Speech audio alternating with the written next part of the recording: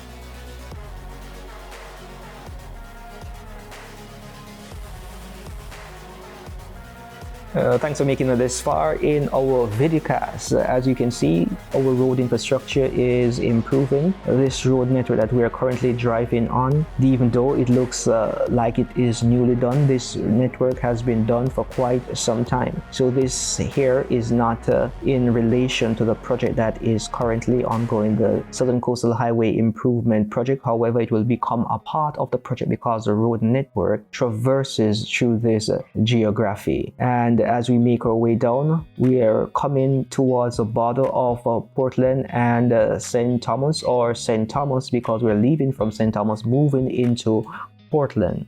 Now this is where the road work actually is currently ongoing.